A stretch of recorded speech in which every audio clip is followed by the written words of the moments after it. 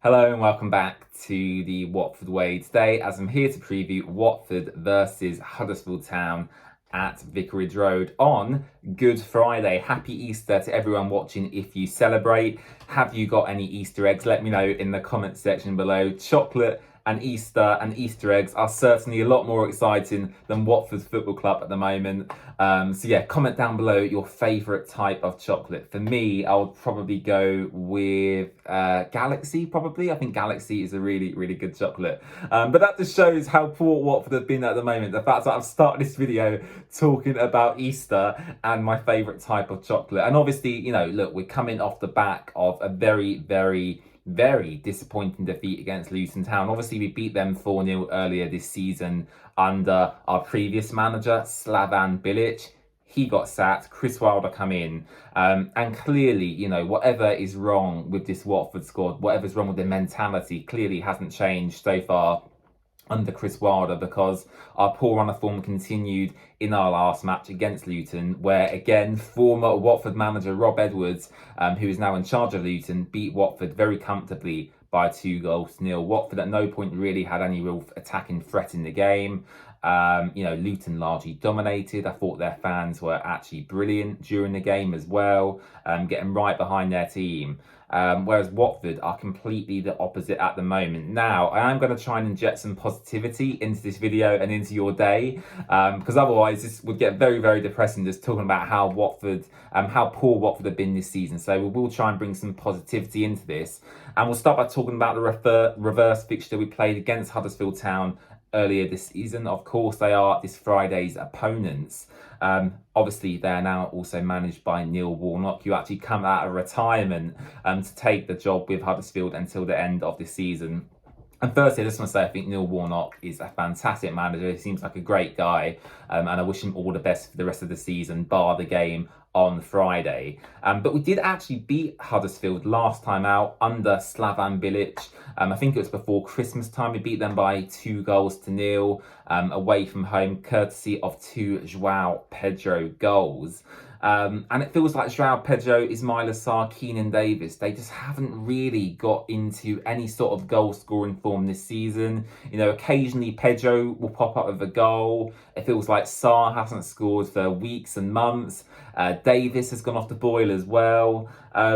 So I think for Watford in this game, we just need to get some belief back into our attacking players. You know, I watched the Luton game and just the phases of play, their attacking play just looked so cohesive, so planned.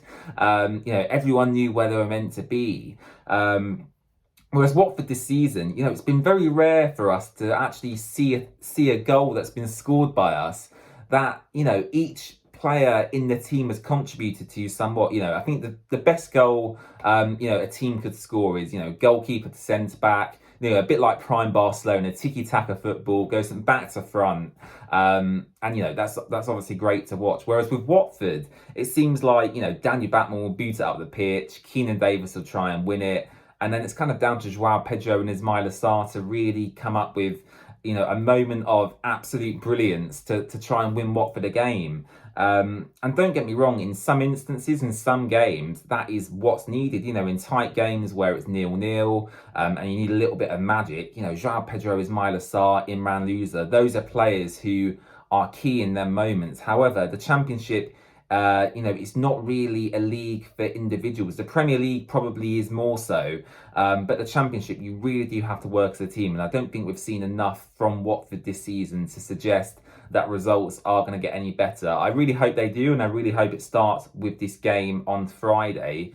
And ultimately, you know, Huddersfield, I know Neil Warnock's come in and has improved results somewhat, but they currently sit in the Championship relegation zone, level on points with Cardiff City in 22nd place in the league table. So, you know, realistically, if I was sitting here as a Burnley, Sheffield United, Luton, Middlesbrough fan, I'd be going, you know, this is definitely going to be a victory for us.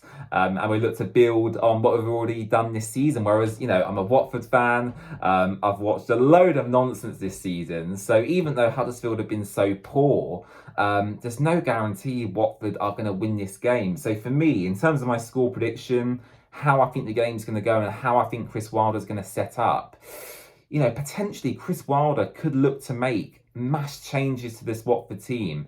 It really, for me, depends on whether he really believes he can get this team into them top 6 positions, because ultimately we lost the last game against Luton, but we are only 6 points off. I think there's 7 or 8 games left to go, 6 points to gain on our closest rivals in that playoff race. If Chris Wilder believes he can still achieve that, I'd expect he would obviously play, our strongest players, our more experienced players. Whereas I've seen a lot of Watford fans calling, academy players to be given a chance. The likes of Adrian Blake, Jack Greaves, Toby Adeyemo. A lot of Watford fans have basically, including myself, have written off the season, and I've just gone, give the academy players a chance and show these senior players that, poor performances can't be tolerated. And if they do perform poorly, there'll be other players to come in and take their places. So I'm interested to see whether Chris Wilder does mix up the team potentially. Maybe bring in a Toby Adeyemo on the bench.